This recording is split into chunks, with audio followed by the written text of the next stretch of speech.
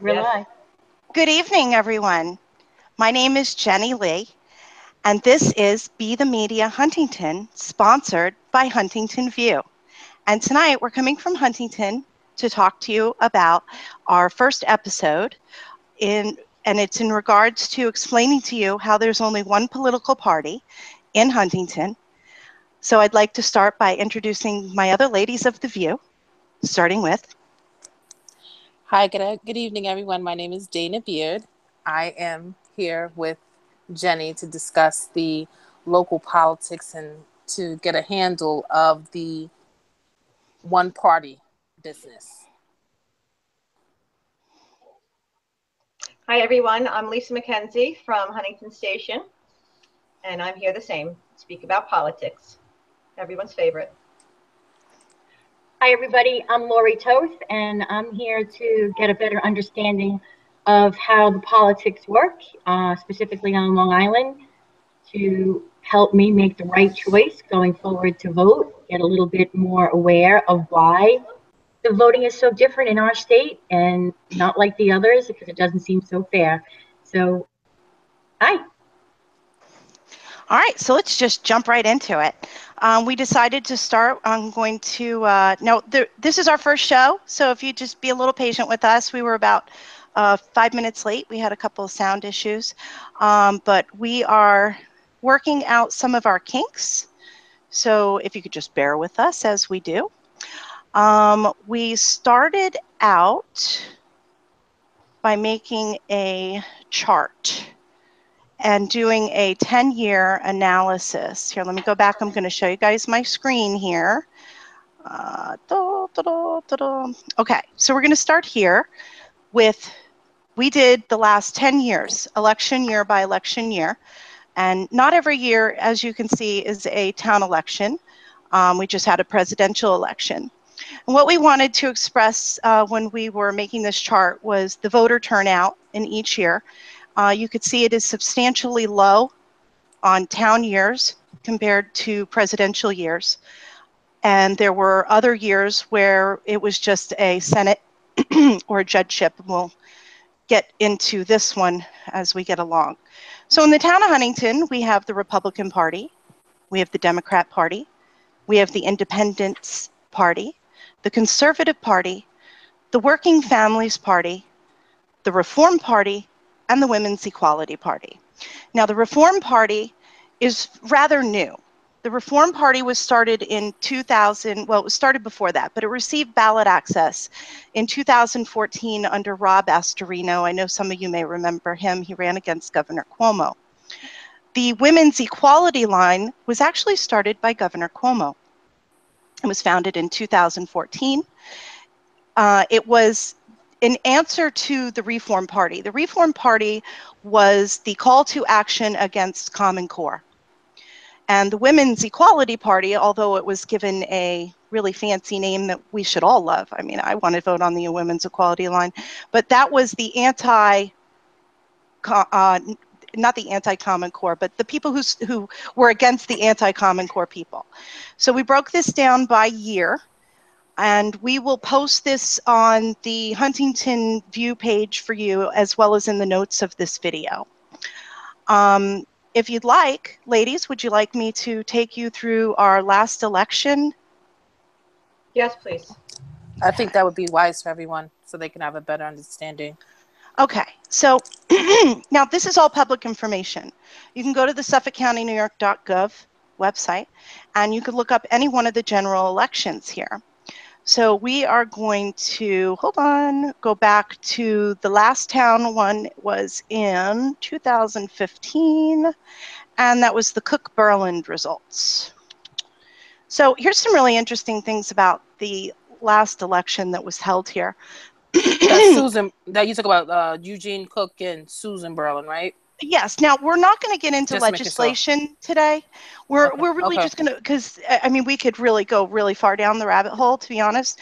But we really want to make people understand why this is a game of math. Okay. Now, New York State is one of, I'm going to have this number wrong. I have to go back to my notes, which I don't have. But we're just a handful of states that still allow cross endorsements. Does everyone understand what cross endorsements are?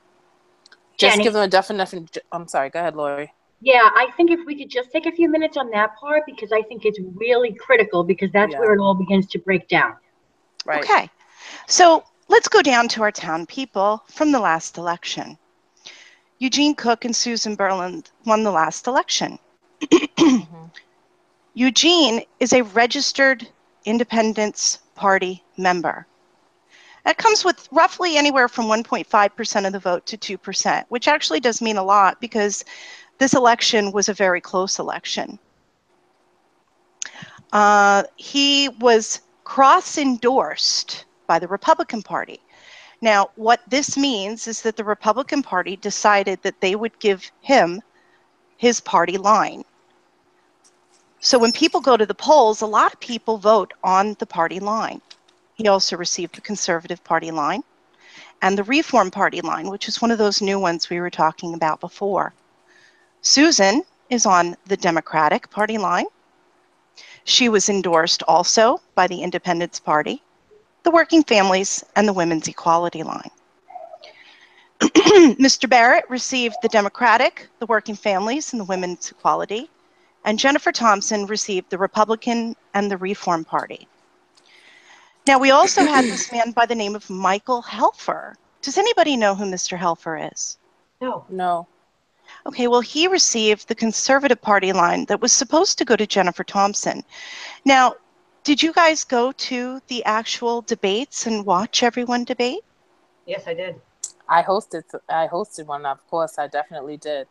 And did you ever meet Mr. Helfer? I have no idea who this person is. I've never seen him. I still don't know who he is. Did you ever receive a mailing from him? No. This is what we call a paper candidate.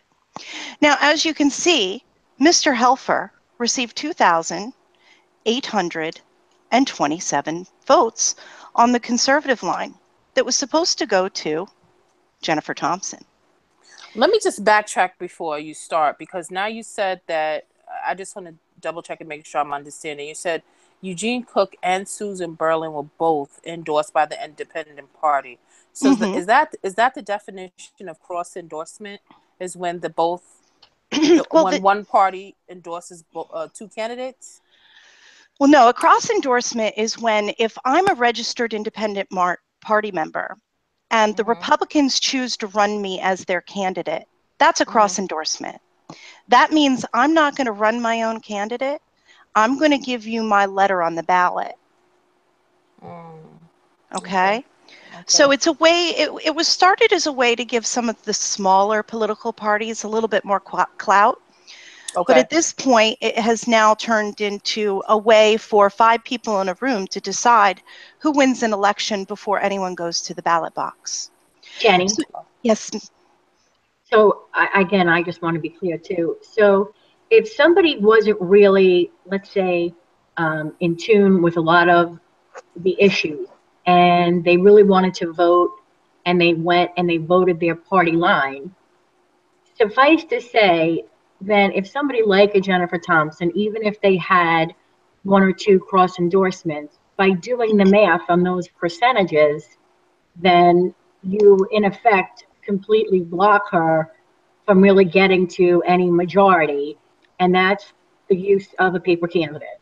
That is correct, because you see, Susan Berland used to run a civic group called House Beautiful, and House Beautiful is run by a woman by the name of Sheila Sachs. In fact, if you go to the Town of Huntington website and you look under Miss Susan Berland, you will see that she's still on the board that runs it.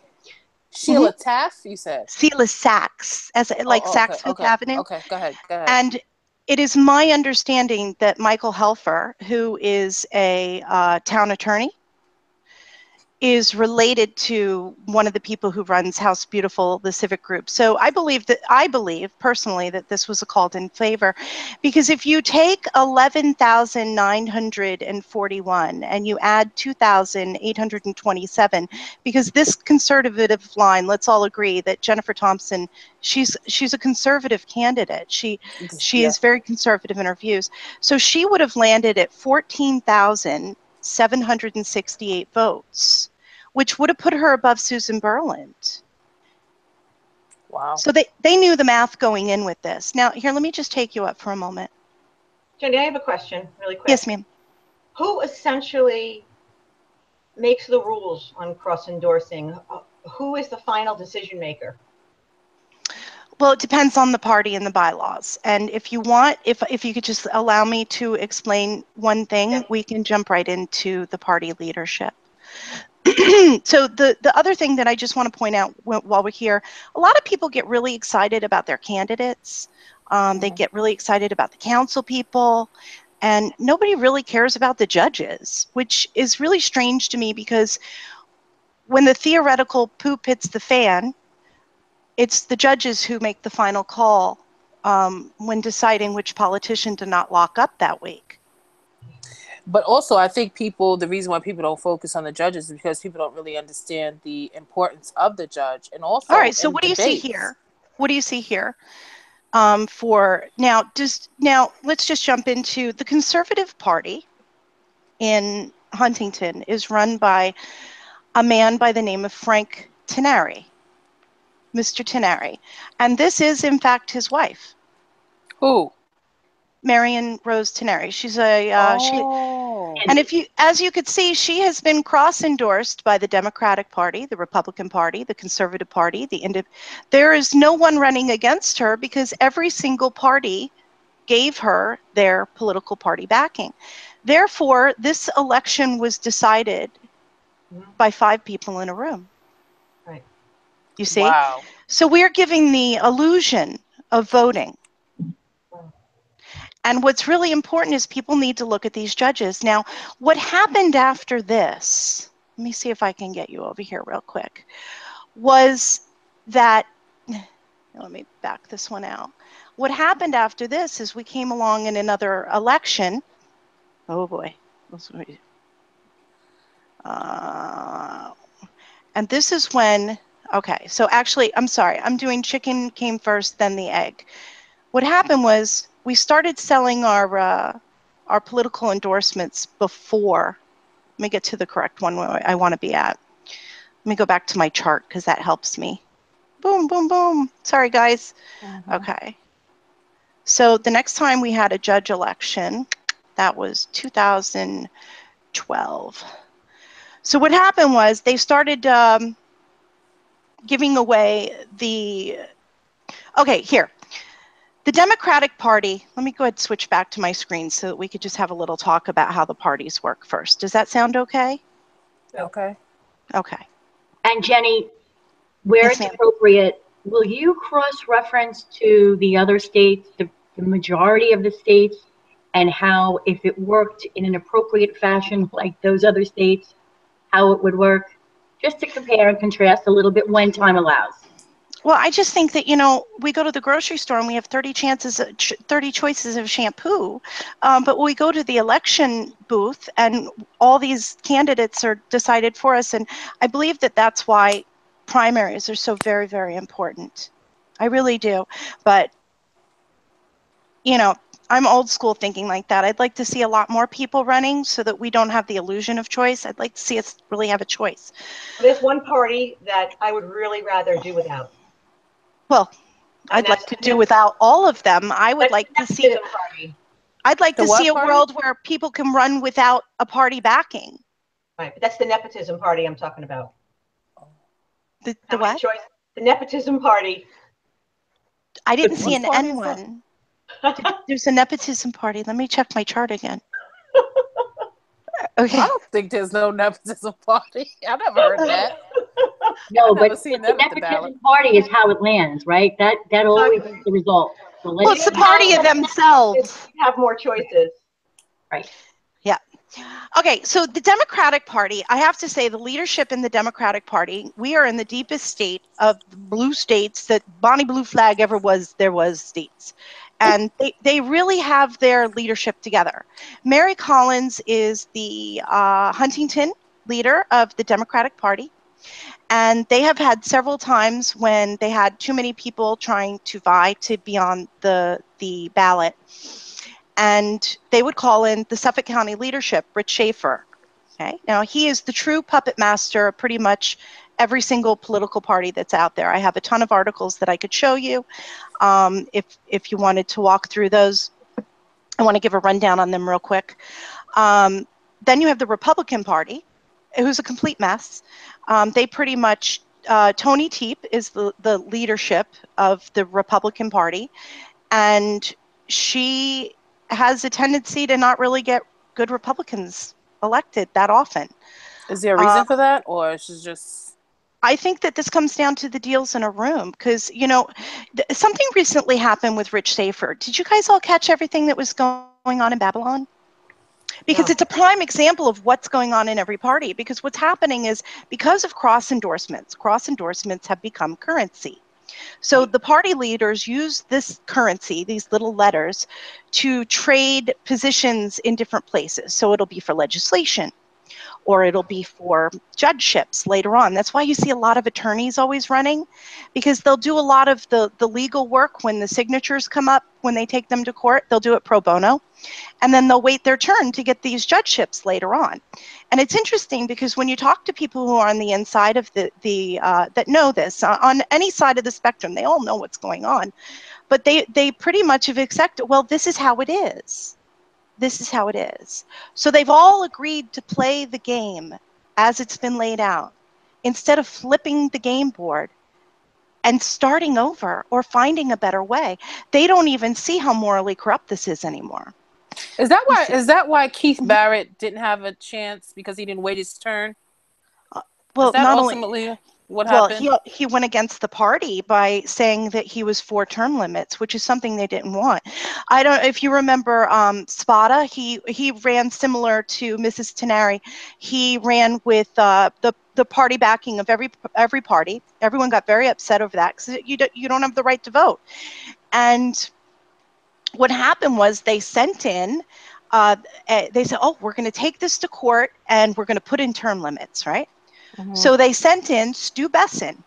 Does everyone know who Stu Besson is? Yes. Okay. Stu Besson is an ex-Huntington Town Council member. And he's an attorney, as in typical fashion. I know him as an attorney. I have to tell you, I will. If any of these political party leaderships are listening, if you ever put up an attorney, I am not voting for your candidate because I'm on to your game. Okay. Stu Besson went on and he represented fighting for term limits, but he didn't fight so hard, if you know what I mean. So they used him and he did exactly what he was supposed to do, and they're still trying to find a position for Stu. In fact, after he was unelected by the voters of Huntington, when we finally got rid of him on town council, they brought him back and gave him a $50,000 a year no-show job. Oh, that's sweet. That's how it works. So it essentially functioned as, it's analogous to the paper candidate. Right. So they float somebody who gives the impression that they're fighting, but yet that ensures the result, the ultimate outcome, right? So correct. It means as long as they justify the end, to them, it's business as usual. Everything's okay. Isn't it? Okay. And they have a clean paper trail. Yeah, they do. That's interesting. All right, so I'm going to go back to my little screen share here. Okay. I just want to, because Rich Schaefer, it's recent. It's happening now. And hold on, let me bring up another screen before I switch over here. It's recent. It's happening now. It's pertinent. And it basically, every single party is doing it the exact same way. They're all doing this, but they're no longer hiding it because they're okay with what they're doing. I can't find the exact thing I'm looking for. Hold on one second. Well, Jenny, they're doing that because, like you said earlier, people are getting anesthetized, right? It's the way it works. Mm-hmm. Right. Well, Don't make any noise. And who's going to, ultimately, honestly, like if we're going to be wholehearted, who's going to really go against it? You'll be ostracized for even saying something remotely left to what your party is about. Trust me, correct. Unless I know. Unless it's really about the sharing of information and the actual voting trends change. I think there is hope. And it really is about understanding how it works so that people will get involved. And instead of having the same old candidates just switched around like a shell game, we introduce real talent, diverse talent, and change things. Well, that's why what we're doing here is so very, very important. Okay. I think that's a good idea, Lori. Thank you, Dawn. She's not coming up for me anymore, and everyone's trying to inbox me. Don't they know that we're doing a show? Who are these? Who are my friends that they don't know that we're doing a show? Okay, so there was a woman in the town of Babylon, and she wanted to run on the Democratic Party line. Okay. Let me go ahead and switch over here for you. So I don't have. I'm going to find it. You guys talk real quick. I'm going to find it. I'm not giving up on this easily. I have a quick question. I know this sounds silly because I'm not that technologically advanced, but I feel like every time I speak, I see somebody else's face. Is this working? When Yeah, I you see you. Every time you speak, talk, your face pops up. Okay, correct. but it doesn't on mine. And when I used it on my phone, it did. So I have a real question. And while Jenny looks for that, I think you guys probably remember how shocked I was when we were starting to talk about the independent party and how many people really like choices, right? And so they really want to be in a position to say, I'm not going to vote that party line. I do want to understand the issues. And so when they register under the independent party, Jenny, would you mind reminding us the address of the Independence Party? Oh, so Who it's who a is the Independence Party? Because oh, my children are independent, and they have received zero information about any independent candidate, and I have Oh, two of them. you're going to love this. oh, okay. So the Independence Party. Okay, so I'm new. I am new to voting, right? And I'm going to register. And I say, well, who am I? Well, the Democrats, they may be, I don't know, they're really left, right? I'm not a Democrat. And the Republicans, well, I've heard some. I'm not a Republican, so I'm independent, right? I'm independent, so I'm going to register as independent. The only true independent is a blank, not choosing a party. So the Independence Party is run out of Oheka Castle. Does everyone know what Oheka Castle is? You mean a place where people get married or you have events at? Well, so we have a very okay. So Oheka Castle is one of the richest pieces. It's a Gold Coast mansion. It's Right. one of the most valuable pieces of real estate on the North Shore of Long Island. And Gary Melius owns this property, and a lot of people think that he's a really great guy.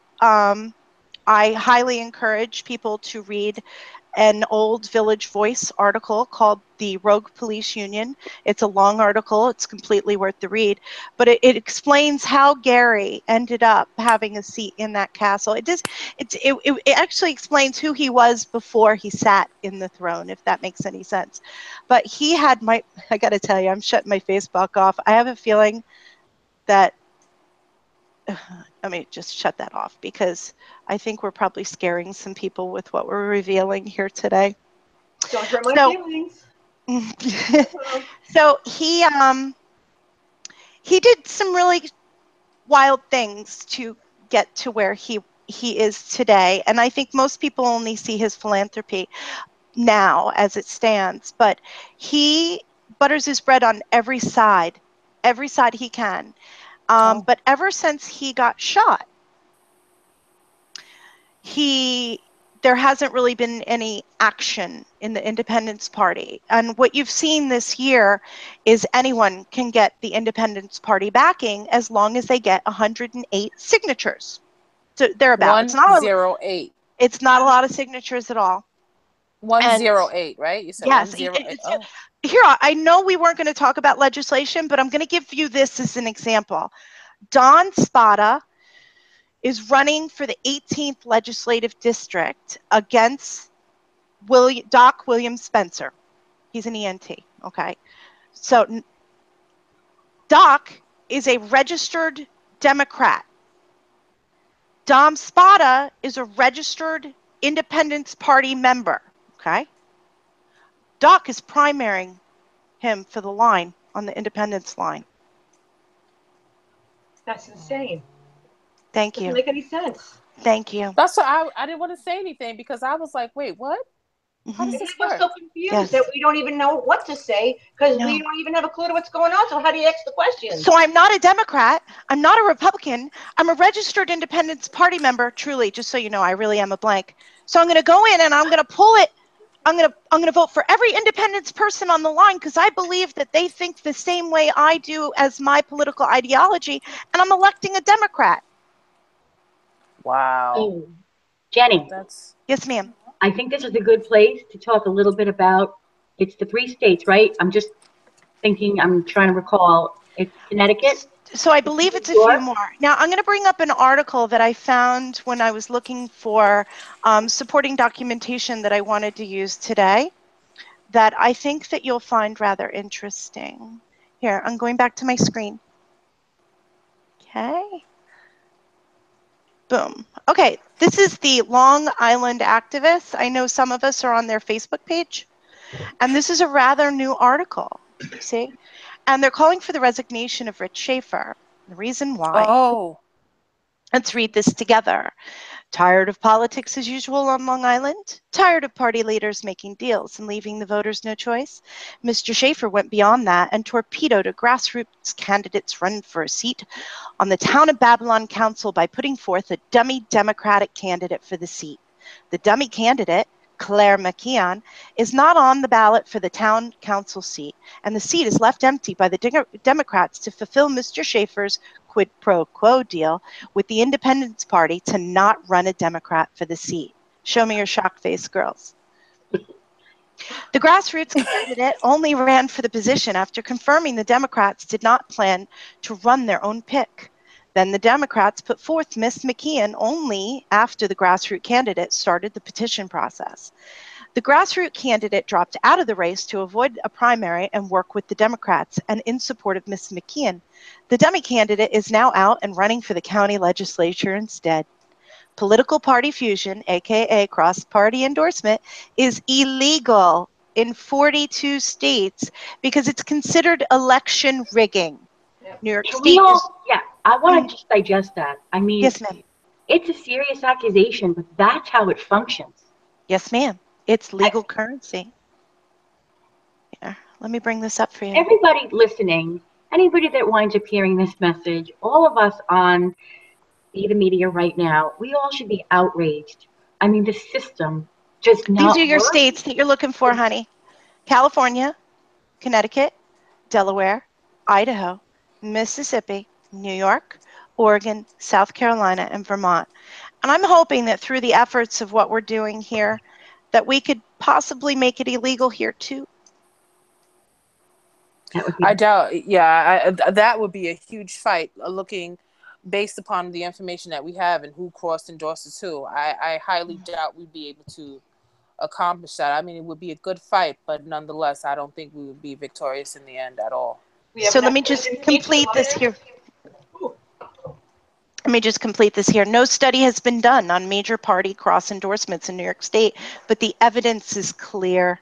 It results in 100% victory for the candidate endorsed by both Republican and Democrat party leaders, as does the candidate being supported by one of the major political parties and being unopposed by the other major political party. Now, what I find interesting, and remember earlier I showed you the Conservative Party leader's wife who got cross endorsed by everybody. In the election prior to that, Suffolk County, now, just to give you a little bit of the soap opera behind the scenes with the Conservative Party, the Suffolk County Conservative Party is run in Huntington by Frank Tenary. In Suffolk County, it was run by a man by the name of Ed Walsh, who is currently in federal prison for, this type of fraud stuff, which is neat. And so Frank Tenary, and this story gets better. It's crazy. So Frank Tenary ends up now, because he's second in charge. So shortly after Suffolk County, when they started receiving the endorsements, this is when we started seeing Democrat judges get the Conservative Party backing. It was unheard of, because you couldn't be further away on the spectrum between a conservative and a Democrat. A Democrat. Right. So he was well, he cross-endorsed the year before all the Democratic judges, and then the following election, his wife received the cross endorsement of everyone. So in reality, okay, now that you break it down like that, in reality, you already know who won. Yes. Because who's being cross endorsed. Yes. That's our election. Crazy. Yes. The election this year will be, yes, on September 12th, we will be having a primary, and that is when the elections are over. Yeah. It's a game of math. Absolutely. And I mean, you've been really kind using the word or the phrase quid pro quo. It's really pay to play. It is. And I mean, now I think we have to call it out for what it is. And if the judgeships are really this sort of currency, these leaders will come and go, but the decisions that get made on the bench about who goes to jail and who doesn't, it's a little bit analogous to the national stage, because look who's shaping, right, the Supreme Court. And why was that so important in the last presidential election? We should really be looking at this because it affects us much more than anybody knows. A judgeship is not some nice thing that doesn't really, have any effect on our lives. It has long-lasting effects. Right. And I think people don't really know that, or they don't understand that. Because when you think about it, when you go to debates, judges don't speak. They're just there. You get to see their face. They don't get to speak. They don't get to say anything. So you don't really know much about them. I would say that more than half of the voters really don't understand what the importance, myself included, a judge really had until I did the research. So who are these people? Correct. They're not more important than us. Why don't they speak at these Meet the Candidates? They are candidates. How can we change that?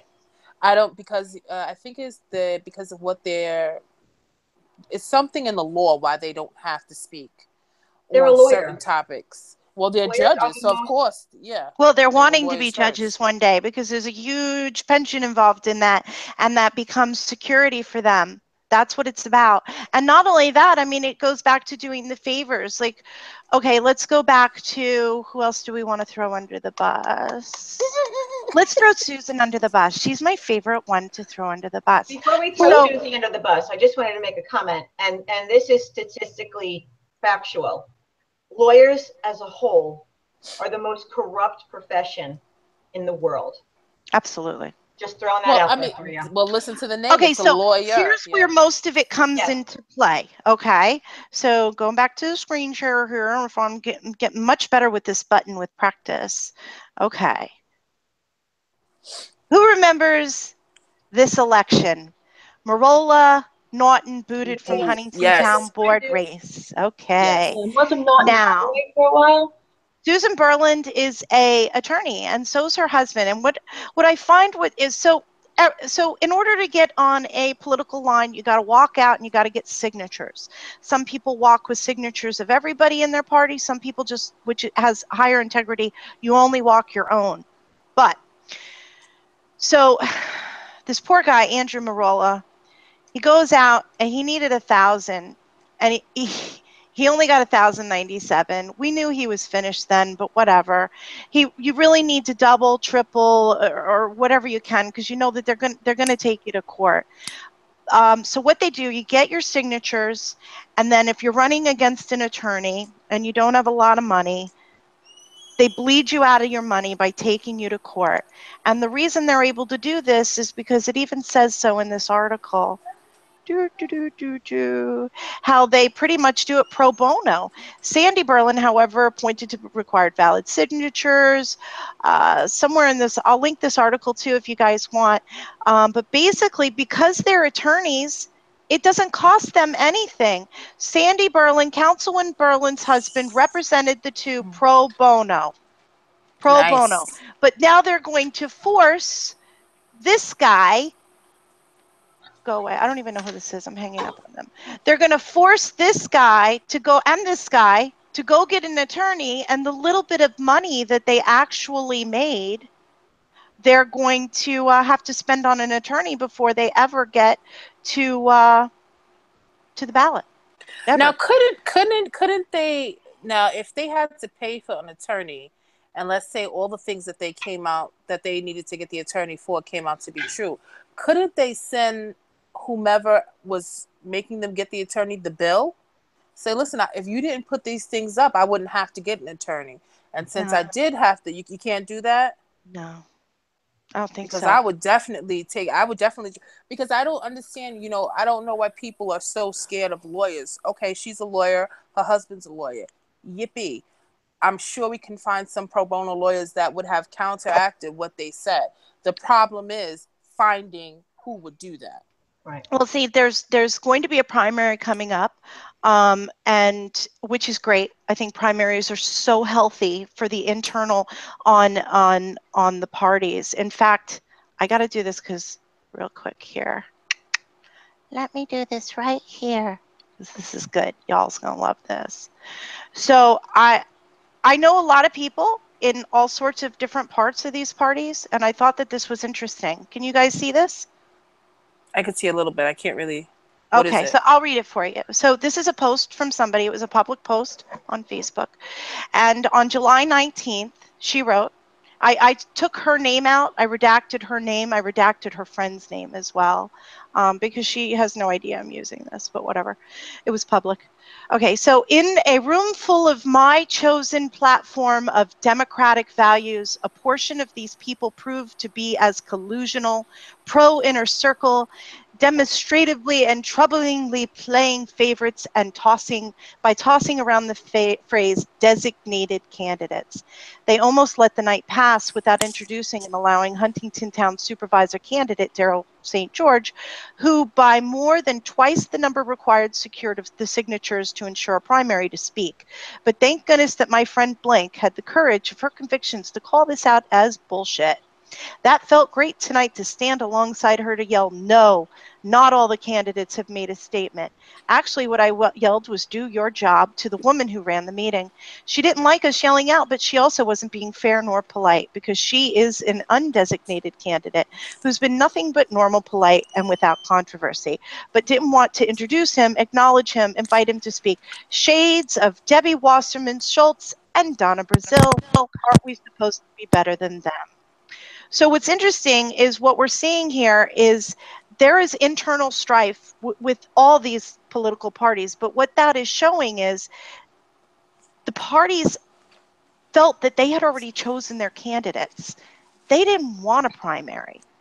And I believe that the reason that there wasn't a primary and he wasn't sued to validate his signatures is because the other person running against him, Miss Edwards, she's not an attorney. And I felt she was coming from a place of integrity. I have to, yeah, no, I'm going to give, did. I'm going to give her props for that. On that one. She did say there was no need for her to, she spoke openly about it. She said there was no need for her to go against it. You want to have a primary? Let's have it. She's somebody who I think, much like Jean, they're going to give you, the real deal. They don't have any, it's not like some of the other polished politicians we have. She was very clear. She did say, let's do the primary. She welcomed it. She was open to it. So, and it's a beautiful thing. I have a little bit more respect for her because of that. So Tracy, if you're watching, I appreciate that. I'm actually going to give you some props for that. I think that was, I mean, this is a lot. It's a lot. So tonight we really wanted to, tonight we really wanted to touch on the political party makeup, how they're made up, what's going on internally. How would you ladies feel about coming back and after the primaries and episode 2 or episode 3? I think Dana and I were playing with an idea of doing something else. But I know we want to continue doing this. I think that this is a great way to bring information directly to people in their homes, the convenience of their homes.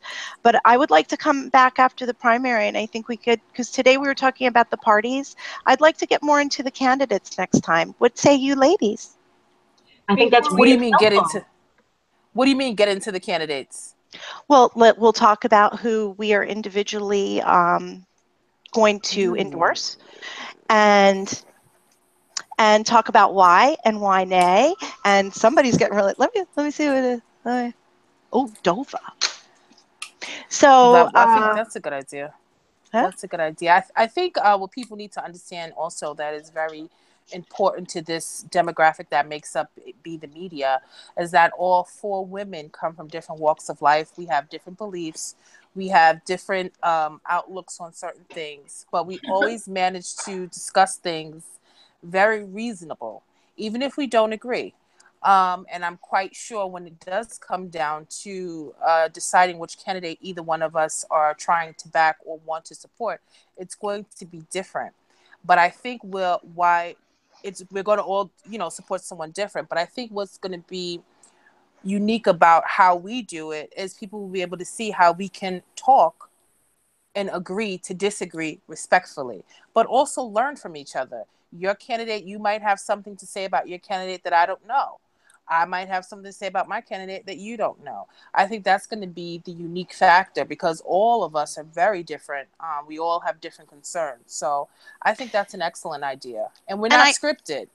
And I do want to just point out that a lot of us, I know, don't agree nationally, but locally, it's a whole new ball game. And I think that that's really something. No, I'm not saying the words, but it's a point that really needs to be made to our fellow Huntingtonians that national politics are nothing like local politics. Exactly.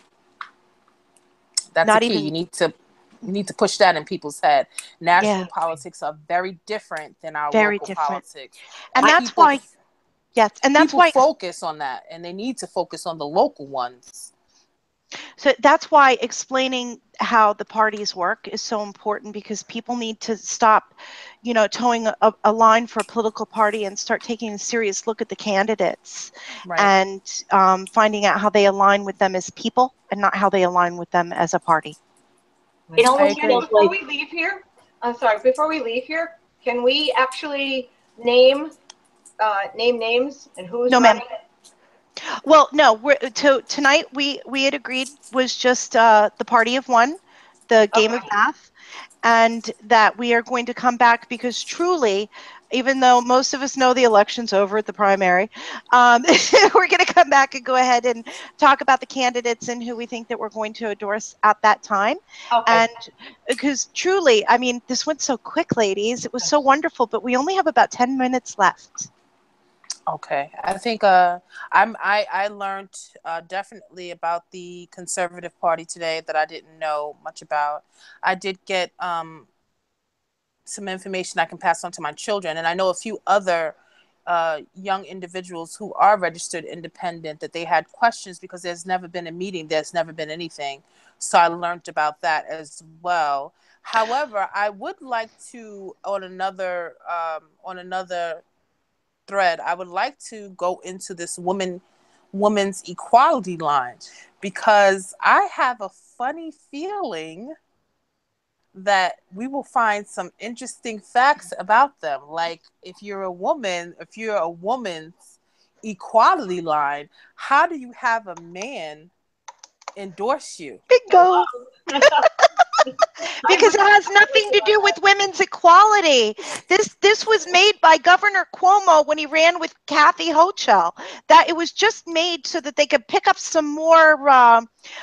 It's kind of genius in a way because you picked a really good name. Most women in New York that are the feminists and everything else, they all want to be women's equality. And I think back then it was all about the equal pay for women. So they use these issues to get more votes. That's all they use it for. The one thing I have to say is the Democratic Party is really, they're superstars at picking the right names and the right labels. But my big takeaway from this conversation and other conversations I've had with you ladies is that it's so much less about the democratic process as it is a process that's been hijacked. And it's not been hijacked by any one party. It's been hijacked by a group of people who there's an arrogance and an elitism there, nepotism, a whole lot of that. It is a hornet's nest. But at the end of the day, it really, it divides Long Island. It divides our Huntington. Yes, it divides everybody into those who are in the know and the inside track on how to work the rigging, and those who aren't even aware. I'm going to put myself in that, right? So except for that recent conversation a few months ago when I truly understood the number game. I was angry. And I hope that there are people listening to this that get angry, right? It's not about what you believe in party wise, it's about where's the process to really make sure it's democratic. It ain't there. Exactly. Exactly. And you have to Exactly. remember that here's Tony Teep in a room of 4 other men saying, okay, so listen, this attorney's done a lot of work for us. We got to put him somewhere. So I'm going to give the R line to your guy in the 16th legislative district. And I'm going to run a really weak candidate here who they already have a position elsewhere. So even if they lose, they're not losing anything. But you've got to give me this town board seat though. Okay. And they sit there and they negotiate and then they say, and also, don't forget all the jobs that are opening up, that I'll get you a job in town. I'll get you a job here. The sewer plant's a big one. So it's about jobs for people who towed the party line. Well, Jenny, you remember about the Reform Party, about that email that we read, right? We're gonna fill in. Let me dig that up real quick. Hold on. We have to show that before we leave. Hold the phone, ladies. That is a good one. It's The deserved that. Good call. I know exactly what this is. This was What is fantastic. So this actually came from, do you guys remember who Steve Levy was, who handed over Yes. like a multi-million-dollar war chest and said, just don't ask me what I really did. So, and he just kind of walked free and then he made a book or something. So anyways, people send us stuff all the time. You can't even believe what people send me. They send it to me because they want it out there and they don't want to have any responsibility for it. Since I've already taken more arrows, so they're like, hey, what's a few more arrows at this point? So let's go here. Application window. That's not it. Is that it? I think that's it. Okay, can you read this? This is about the Reform Party. And this is from Frank Moreno. Actually, it came through. Lisa, why don't you explain what we're looking at?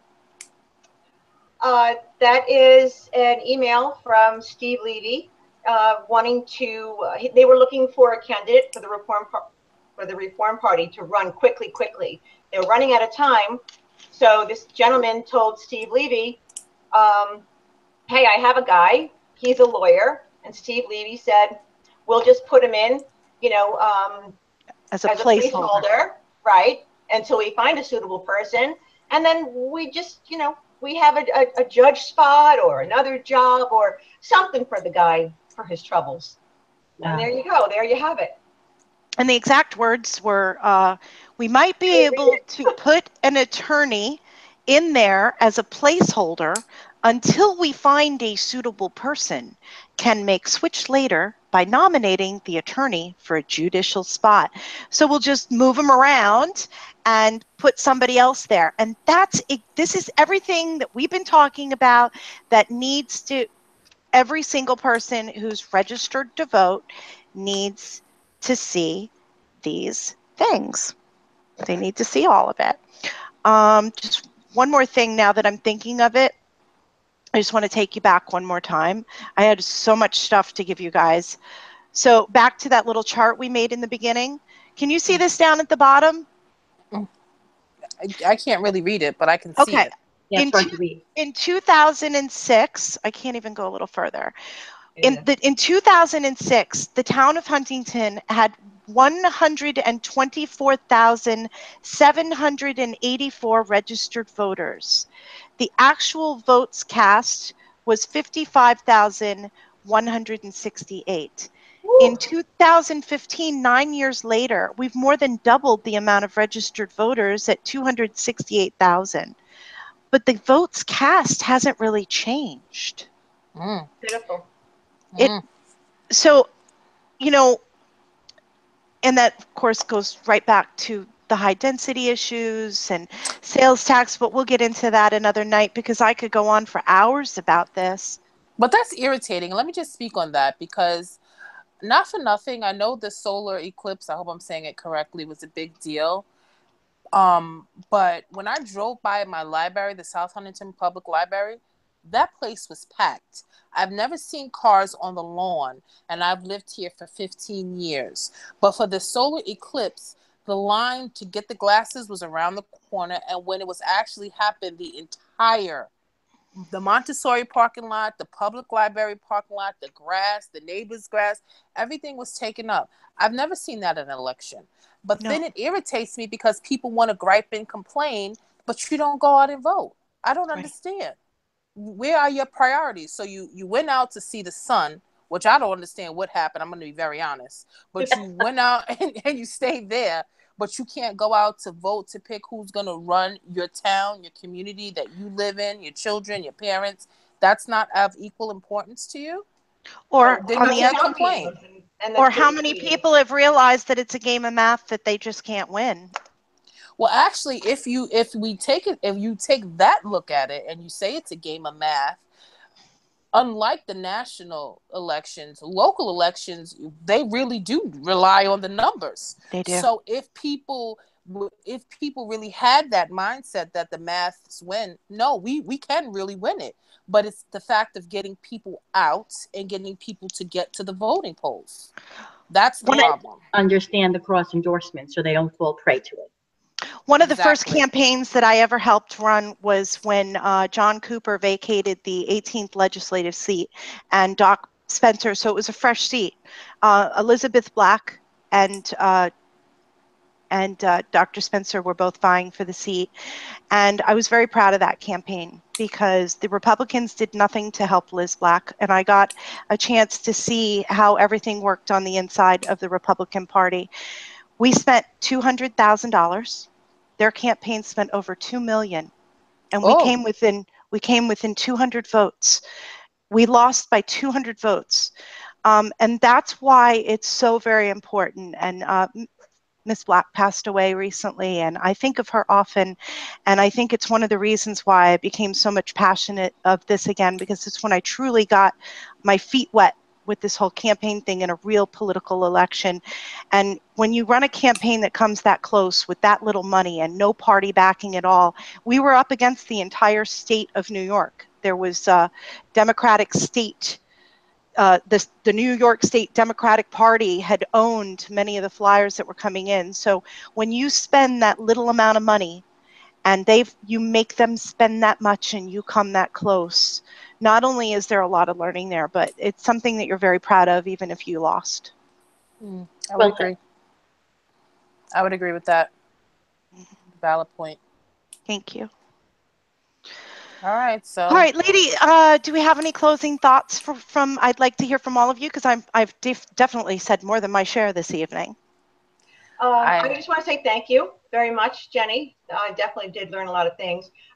And I think when we come back before the primaries, we can address the primaries, Dana, as the come out and vote for the primary eclipse of Huntington. Maybe we'll catch some people's attention and they'll fill up the booths. Take off your rose-colored glasses. I definitely enjoyed, but I always enjoy speaking to all you ladies together. I think we come up with great ideas. I think we exchange so much information. I definitely learned a lot. I thought I knew a lot, but obviously I didn't. I appreciate the information that you give to us, Jenny, and you allow us to ask you a bazillion and one questions.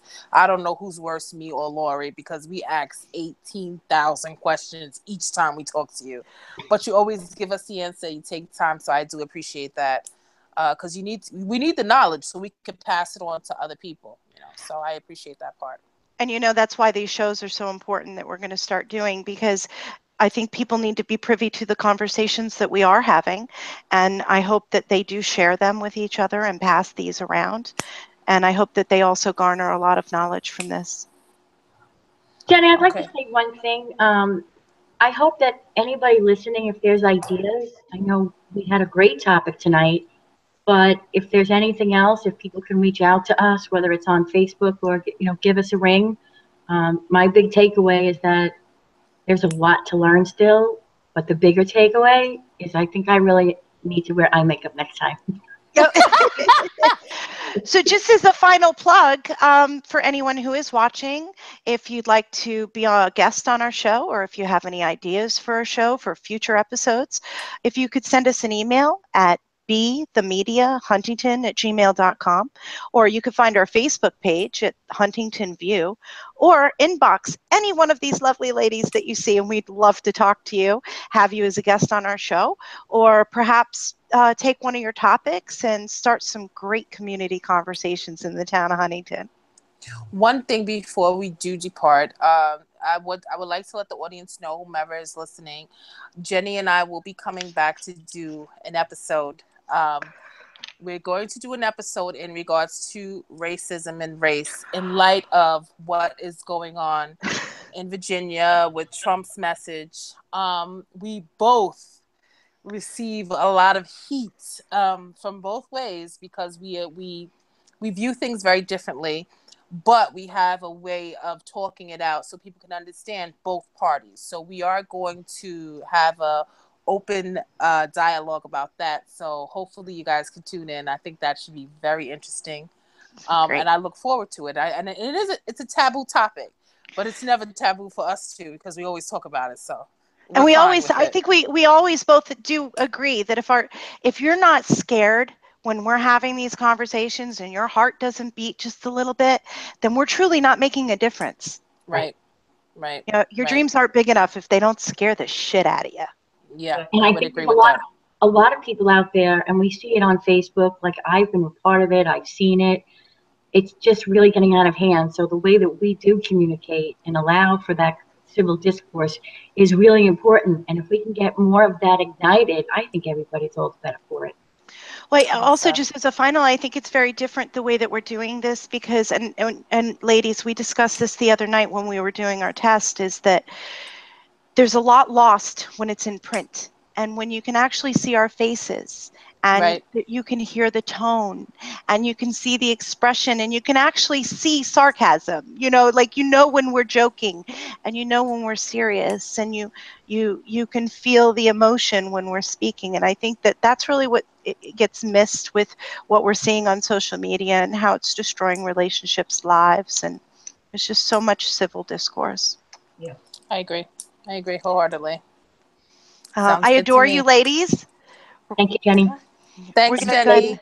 Wrap it up, and I'm sure that we will let everyone out there know as soon as we're ready for our next episode. We don't have a set schedule because we're all busy moms. We all have lives and children and school starting and all those wonderful things that go along with it. So we'll see you soon. Enjoy the view and be the media, Huntington. Good night, ladies. Bye, everyone. Bye-bye.